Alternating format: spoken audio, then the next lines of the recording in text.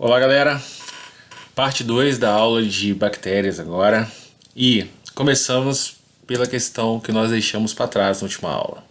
A questão resumia a ideia do ciclo do nitrogênio. Ela diz aí, olha, leguminosas como a soja são cultivadas com diversas finalidades. Uma delas deve ser a sua importância no ciclo do nitrogênio, uma vez que, em suas raízes, instalam-se bactérias que... As bactérias são capazes de fazer a fixação do nitrogênio atmosférico. Seria a proposta letra A. Elas transformam esse nitrogênio em amônia. Muitas pessoas perguntam por que não a C, enriquece o solo com amônia. A amônia, se não for absorvida pela planta, ela vai ser transformada em íon nitrito, que depois vai a íon nitrato, que é a parte ou a forma principal de sal de nitrogênio que as plantas absorvem do solo. Ok? Então lembre-se, na nossa última aula nós fechamos falando do ciclo nitrogênio, de decomposição, entre outras utilidades de bactérias. Nosso objetivo agora é ver a nutrição das bactérias e as formas de reprodução desses micro-organismos. Então vamos começar pela nutrição. A nutrição no grupo é extremamente diversificada. Todas as formas de nutrição que existem, autotróficas e heterotróficas, e suas combinações existem nas bactérias, galera. Então olha só, nós vamos começar pelas autotróficas. Depois nós passaremos por aquelas que não são capazes de produzir seu próprio alimento, que são as heterotróficas. No entanto, ser autotrófico ainda coloca ela num grupo que tem duas possibilidades. Uma delas são organismos que pegam energia a partir da luz, que seriam autotróficas fotossintéticas. Mas para a bactéria a gente não fala fotossintética simplesmente. Nós falamos fotoautotróficas. Ou há no grupo das bactérias também organismos que não precisam de energia da luz. São organismos que vão oxidar uma outra molécula inorgânica e colocar a energia dessa molécula na glicose, ou em átomos para reorganizar e fazer a glicose. Isso seria a quimiossíntese. São bactérias chamadas de quimiolito-autotróficas. Ok? Sendo heterotrófica, agora eu quero bactérias que buscam compostos orgânicos como fonte de energia para produzir seu próprio ATP. Então eu tenho bactérias que vivem na presença de oxigênio, bactérias que vivem na ausência somente, e bactérias que para elas é facultativo viver na presença ou ausência. Então eu tenho grupos que são bactérias aeróbias. Se ela é aeróbia, ela faz respiração celular aeróbia.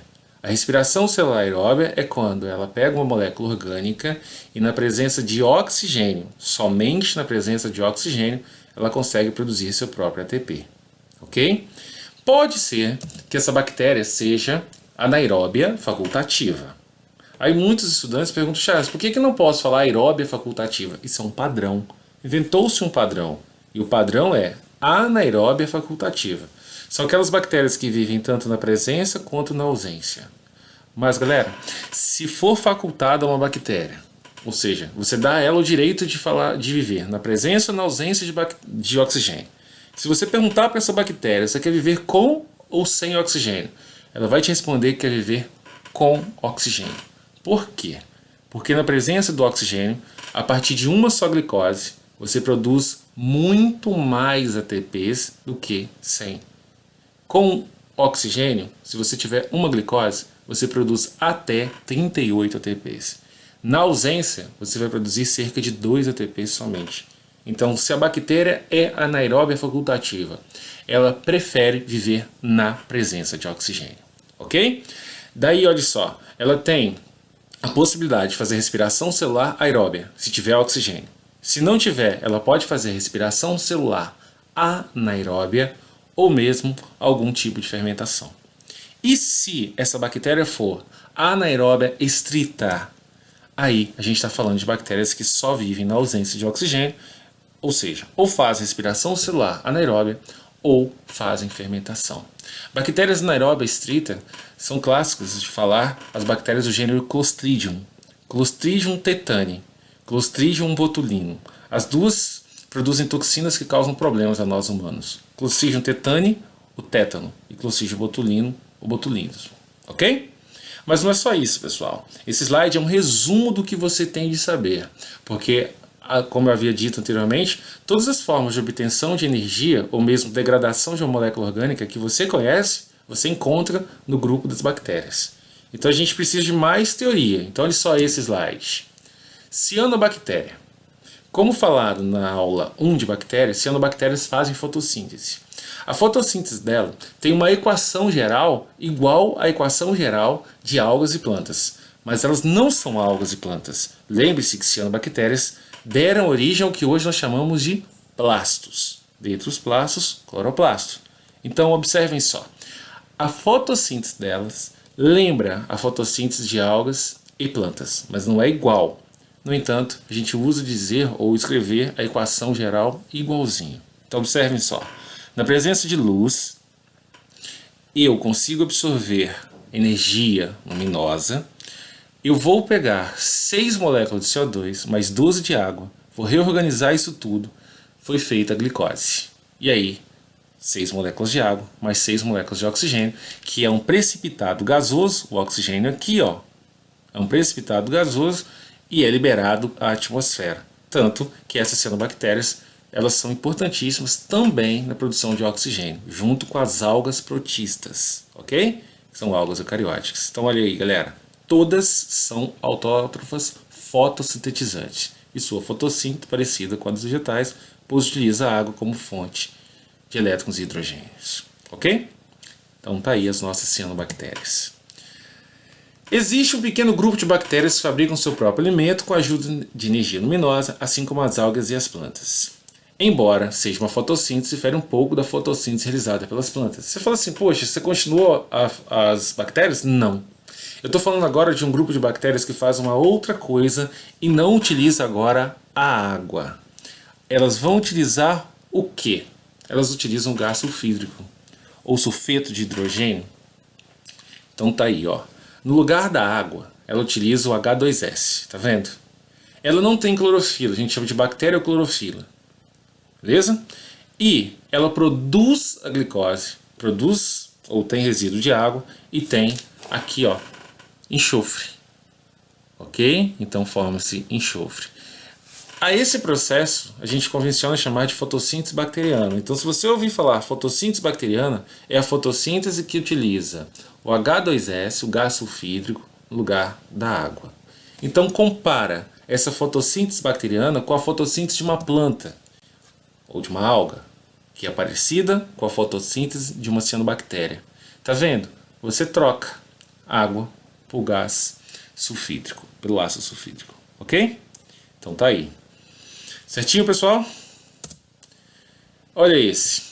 Esse aí tem uma teoria imensa. Eu vou destacar para você a parte mais importante. É essa aqui, ó. Os quimiosintetizantes utilizam a energia química proveniente da oxidação de substâncias inorgânicas que se encontram no solo. Então, olhe só o que eu estou dizendo. Se há fotossíntese, é porque o micro-organismo ou o organismo em questão está pegando energia da luz. O quimiosintetizante tira a energia de alguma substância que ele oxidou. A oxidação, nesse caso, quer dizer, eu pego a molécula inorgânica, tiro a energia dela e realoco essa energia para que eu faça glicose. Existem alguns organismos quimiosintéticos. Um exemplo bem interessante remete às bactérias do ciclo do nitrogênio, as nitrosomonas e as nitrobacter. Então, olha só, Rhizobium são bactérias que fixam o nitrogênio. Fixar trouxe N2 para a forma de amônia. Agora a amônia tem que ir a nitrito. Quem faz isso? Nitrosomonas, nitrosococos. Então olha a equação. Amônia mais oxigênio foi aí o nitrito. Tá vendo a energia química liberada aí, ó, como um produto? Essa energia vai ser utilizada para que essa bactéria faça glicose. Ok? Então, nitrosomonas ou nitrosococos são exemplares que fariam essa primeira equação. Agora, olha só. Nitrobacter é um exemplo do ciclo do nitrogênio. Ela olha para o nitrito, oxida o nitrito, transformando em nitrato. E a energia que ela capturou, ela joga para fazer glicose. Dá para demonstrar isso ainda. Olha bem a energia indo, ó. A energia foi realocada aqui, ó. CO2 mais água, foi feita a glicose. Tudo pronto. Então essa é a ideia de uma quimiossíntese. Galera, Quando nós falamos de processos autotróficos, a gente sempre remete às bactérias ou organismos que fazem fotossíntese. Então, nesse momento, você poderia perguntar assim, poxa, Charles, por que quando fala de cadeias e teias alimentares, nunca fala de quimiossíntese? Por que eu estou vendo quimiossíntese agora? Ou se vê na aula de bioenergética? É porque a quimiossíntese, ela não vai gerar uma quantidade de energia muito grande. É baixo o nível energético. Então não é suficiente para sustentar ecossistemas grandes.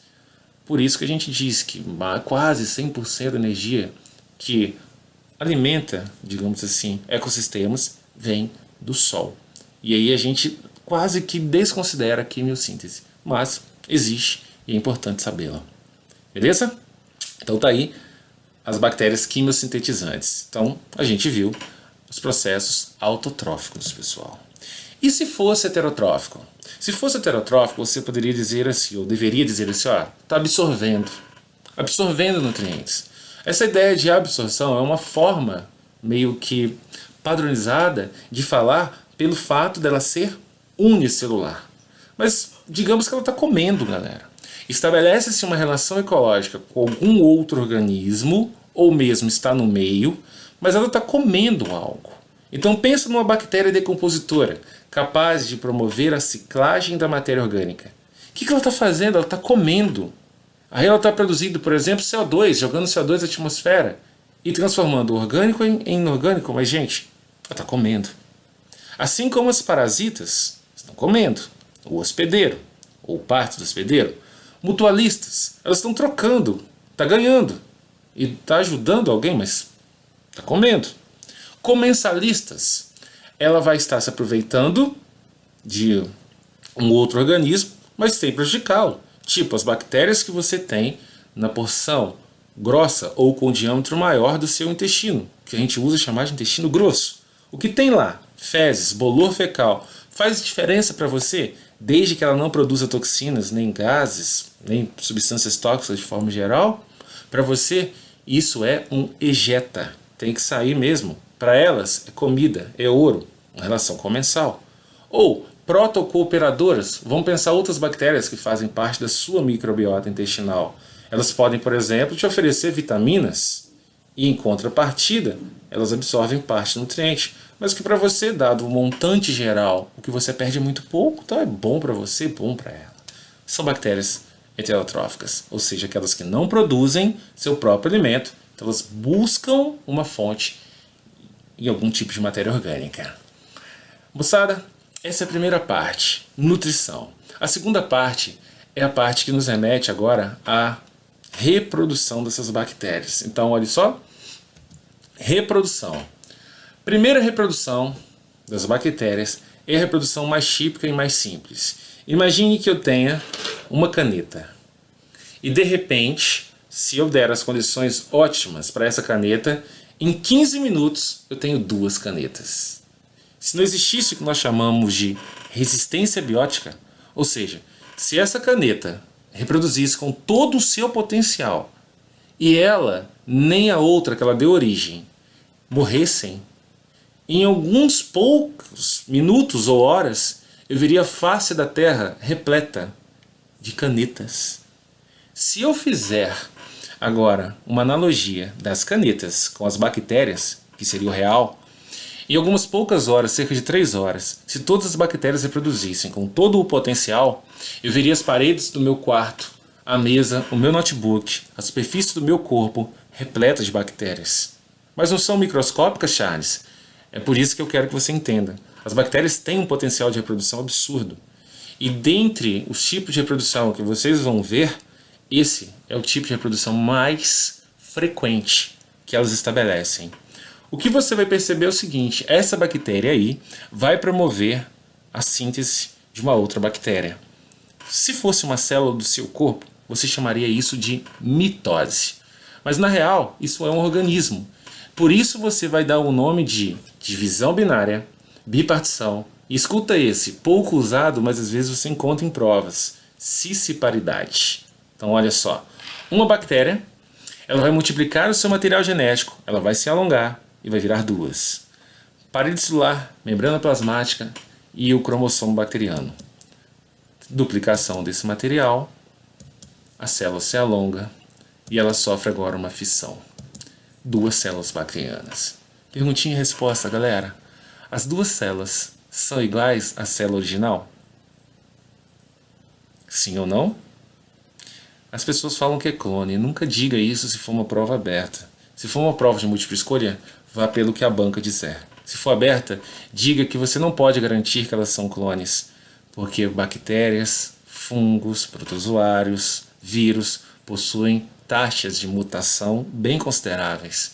Agora, você tem que falar para a banca, por exemplo, numa prova de vestibular seriado como o PISME, você tem que dizer para a banca que é possível que o material genético seja igual.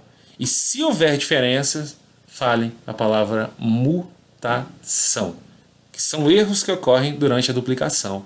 Olha a primeira parte aí em cima, duplicação do DNA. Ao longo desse processo de promover a cópia do cromossomo, há erros, sempre há. Então as duas aqui embaixo são muito parecidas, quase clones, se você considerar que há mutação, ok? Cisparidade, divisão binária ou bipartição, 3 nomes que descrevem o mesmo processo. Show? Segundo processo. Aliás, segundo não, na verdade isso aqui é só para mostrar a vocês outra forma, mas mostrando a mesma coisa. E aqui, o que eu disse a vocês. Com a maioria dos micro-organismos, as bactérias reproduzem-se principalmente de forma assexuada, por divisão binária, cisparidade ou ainda bipartição. E o último desenho à sua direita superior está mostrando aí, galera, uma fotografia ao microscópio, mostrando o que é fato, a forma de reprodução. Muito legal, né? Transformação bacteriana. É literalmente transformar-se. Imagine que eu, Charles, vamos imaginar uma situação hipotética, mas muito interessante de ser pensada.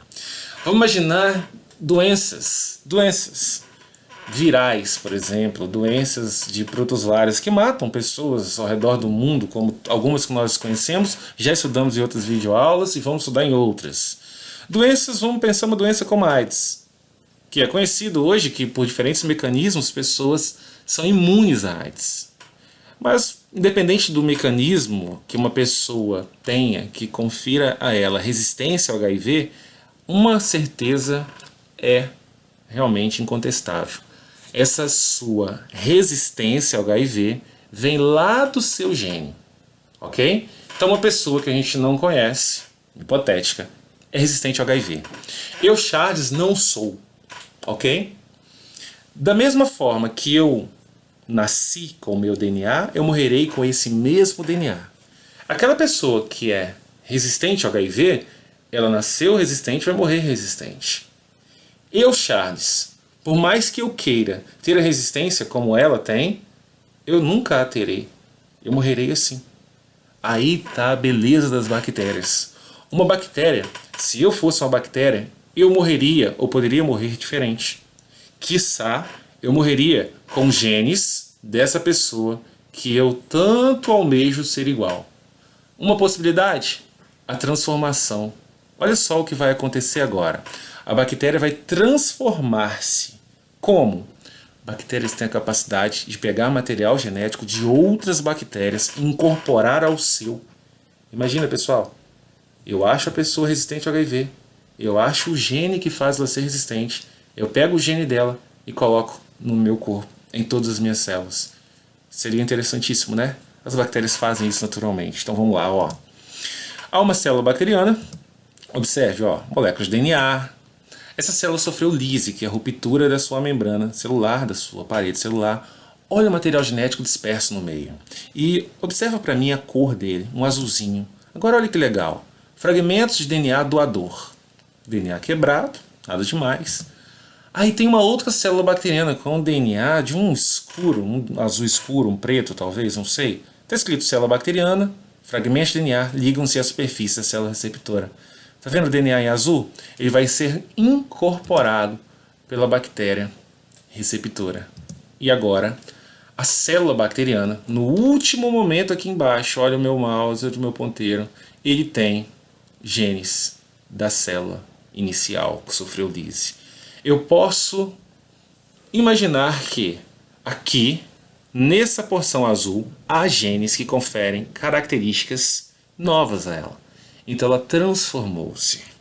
Numa situação de prova, É muitíssimo importante que vocês conheçam muito bem esse experimento agora.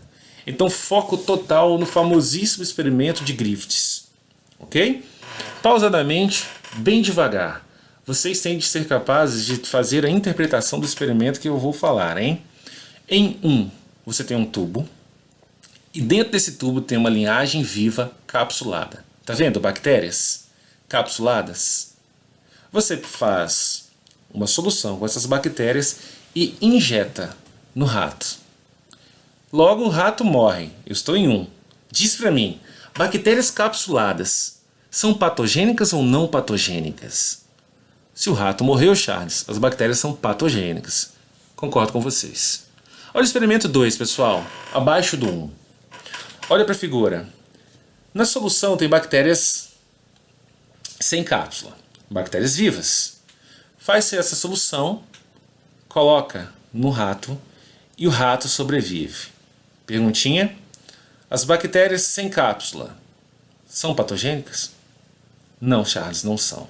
Então, duas certezas científicas. Bactéria com cápsula é patogênica, porque matou o rato. Experimento 1.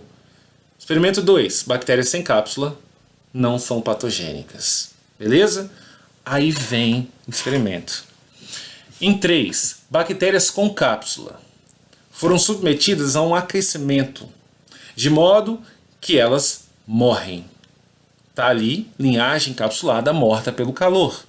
Se eu aplicar bactérias mortas no rato, o rato sobrevive. Tenho mais uma certeza. O calor é capaz de matar as bactérias de modo que elas não têm mais patogenicidade nenhuma. Não são patogênicas. Show! Então, bactérias capsuladas são patogênicas. No entanto, se eu as matar com calor, não tem problema. Experimento 3. 4. Está o experimento de Griffiths. Então, olha só. Você tem linhagem sem cápsula viva. Responde para mim, patogênica ou não patogênica? Não patogênica. Ótimo. Agora vai para a direita. Você tem uma mistura de linhagem morta capsulada. Linhagem morta capsulada. Nós matamos elas pelo calor. Você misturou linhagem morta capsulada pelo calor com linhagem viva sem cápsula. O que você espera? Então vamos lá. Linhagem morta capsulada. Uai, eu espero que não mate. Você mistura linhagem morta capsulada com linhagem sem cápsula viva. São duas coisas que nos experimentos anteriores não levaram os camundongos à morte. Os ratos, nesse caso. Ok? Mas, uma vez injetado no rato, o rato morreu. Faz-se um exame no rato e recolhe bactérias com cápsula. Interpretação, galera. As bactérias sem cápsula estavam no meio onde genes da bactéria com cápsula estavam dispersos. As bactérias sem cápsula pegaram os genes das bactérias com cápsula e se transformaram. Passaram a expressar cápsula e a expressar patogenicidade, ok? Ou serem patogênicas, se você preferir, porque o primeiro até trava a língua. Beleza? Então, olha só, galera. Bactérias vivas capsuladas são isoladas dos ratos mortos. Obviamente, o rato morreu. Esse é o famoso experimento de Griffiths. Volta a videoaula se você não entendeu e vê com bastante cuidado isso aí, porque realmente é importante. Beleza? E a nossa transdução. Acreditem vocês, dessa forma aí a gente tem feito transgênico ultimamente. A gente vai usar vírus como um vetor de material genético entre bactérias. Observando o que acontece naturalmente com os bacteriófagos, que são vírus de bactérias, a gente copiou e a gente coloca esses vírus para infectar bactérias, mas agora de acordo com o que nós queremos, copiando exatamente esse processo aí, ó. Então, ó, eu tenho um bacteriófago, um fago. Bacteriófago, vírus que infecta a bactéria. Fago de bactéria. Logo, eu preciso de uma bactéria. Ele chegou e colocou o material genético. Ele é um vírus de DNA, ok? Desoxivírus. injetou o material genético dele na bactéria. O objetivo dele é controlar a bactéria. Então esse material genético em azul do vírus tem que se acoplar ao cromossomo bacteriano. E é isso que acontece. A partir desse momento, a célula bacteriana está totalmente sob controle desse bacteriófago. E ele vai obrigá-lo a fazer cópias de si mesmo. Então novos bacteriófagos são montados, tá vendo? Esses bacteriófagos que saírem, assim como os demais vírus que nós conhecemos, são parasitas intracelulares obrigatórios. Então eles têm de ir para outras bactérias. Mas eu chamo a atenção de vocês para o material genético que esse vírus carrega. O material genético inicial do primeiro bacteriófago é azul. O material genético da bactéria é um laranja. O material genético dos novos bacteriófagos é azul com laranja. Então esses novos bacteriófagos vão levar material genético da primeira bactéria para uma segunda, terceira, para uma quarta bactéria, tá vendo? E agora olha o material genético deles se acoplando ao material genético da outra bactéria. Logo, eles levaram, o vírus levou o material genético de uma bactéria para outra. Sabendo disso, observando isso, o humano aproveita vírus como vetores de genes para fazer produtos transgênicos. Plantas principalmente transgênicas. Galera, esses são tipos de reprodução que aumentam a variabilidade genética em bactérias. Então, ó, primeiro, a assexuada que a gente viu, chamada bipartição, cisparidade ou divisão binária. Aí nós passamos para as formas que levam à variabilidade genética. Alguns autores chamam de formas sexuadas. Primeira, a transformação. Segunda, a transdução. E a terceira forma, mais conhecida de reprodução sexuada, é a conjugação. Na conjugação, os conjugantes podem trocar plasmídios ou trocar o cromossomo bacteriano inteiro. Então, olha só. Uma bactéria que possuir um material genético vai doar a outra o material genético. Aquela que possui é chamada de F+, ou macho. A que não possui é chamada de F- ou fêmea. Monta-se uma ponte citoplasmática, ou pilus sexual entre as bactérias. Essa ponte é montada e depois desconstruída, assim que termina o contato entre os conjugantes. Então observe só, ela tem algo que a outra não tem. Ela vai multiplicar esse algo, DNA, plasmídio, 2, passa para outra, e agora as duas são iguais. Eu poderia dizer que agora as duas são F+, ou macho. Essa forma de reprodução é extremamente comum e não é característica única de bactérias. Protozoários também fazem conjugação. Beleza? E há uma outra forma, mas que nem todo autor chama de reprodução, que é esporulação. Mas a gente vai ver esporulação pós esse exercíciozinho de fixação. Então vamos lá, ó. A figura a seguir ilustra possíveis consequências do uso indiscriminado de antibióticos no combate a infecções bacterianas.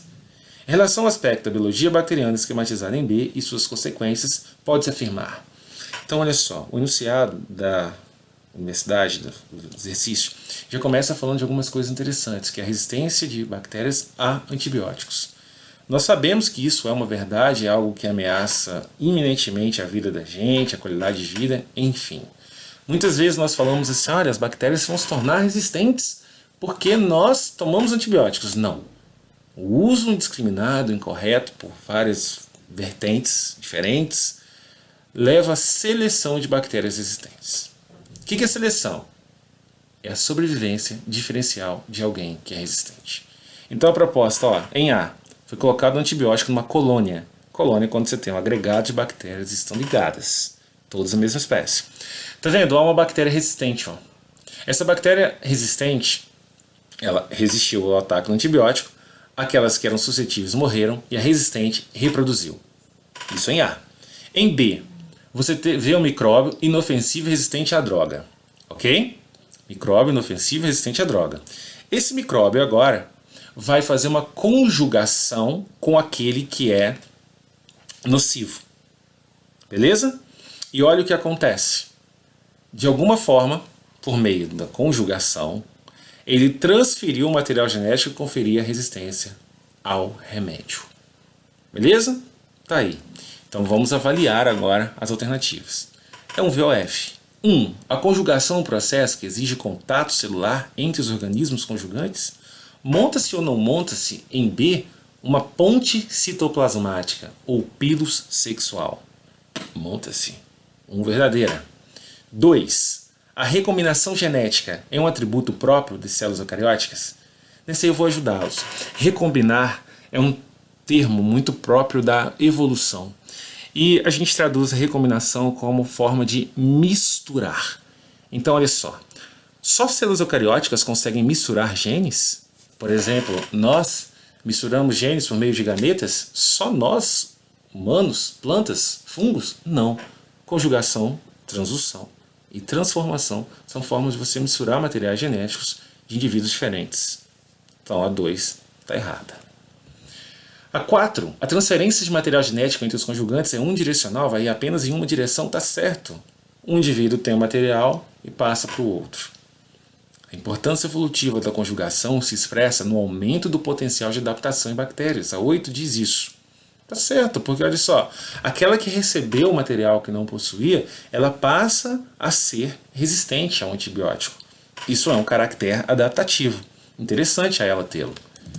16. A transferência de material genético na conjugação se caracteriza como um processo de reprodução sexuado. Para alguns autores sim, pessoal. Para alguns autores sim. Para outros é simplesmente uma forma de recombinação.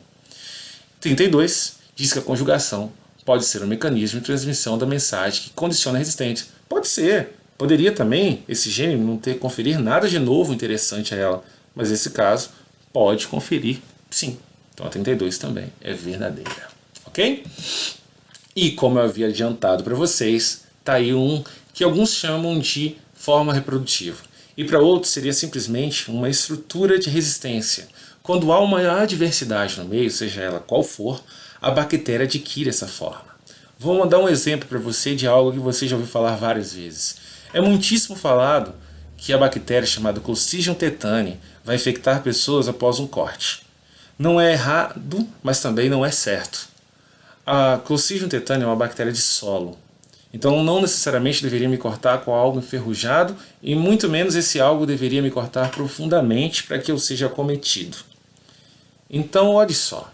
A Clostridium tetani é uma bactéria anaeróbia estrita. Aula de hoje. Ela odeia oxigênio. Então como é que jogando bola ou mesmo caindo de moto no asfalto eu posso me contaminar com ela? Esporos. O esporo é uma forma de resistência. Nesse caso exclusivo, resistência ao oxigênio. O oxigênio é um agente limitante da existência dessa célula. Aí, pessoal, ela se apresenta como um esporo. E aí, quando ela perceber uma situação, uma condição que favorece, ela vai ter um aumento de atividade metabólica e volta a ser, digamos, a célula como de sempre. Então, esporo bacteriano seria uma forma de resistência a alguma adversidade, alguma coisa contrária à proliferação da célula em questão. Beleza? Esse é um slide que já mostra isso, e esse aqui mostra a mesmíssima coisa. De A até E, você vê uma modificação. Você vê que a célula parece definhar, mas o material genético está intacto. Quando ele voltar a ter a atividade metabólica como antes, a célula reestabelece tudo o que precisava. Ok? Então tá aí, pessoal. Nós vimos a nutrição, a reprodução e fechamos agora contextualizando a esporulação bacteriana, formação de esporos. Nossa terceira videoaula de bactérias, eu já adianto a vocês, nós começaremos a trabalhar as doenças. Nós veremos as principais doenças de bactéria que acometem aí, digamos, o mundo. E lembre-se, nós vamos falar de algumas das doenças que vocês conhecem na história, como pragas, que debelaram populações gigantescas. Ok? Nos vemos na próxima videoaula, pessoal. Foi um prazer. Espero tê-los ajudado. Até mais. Fique com Deus. Um abraço.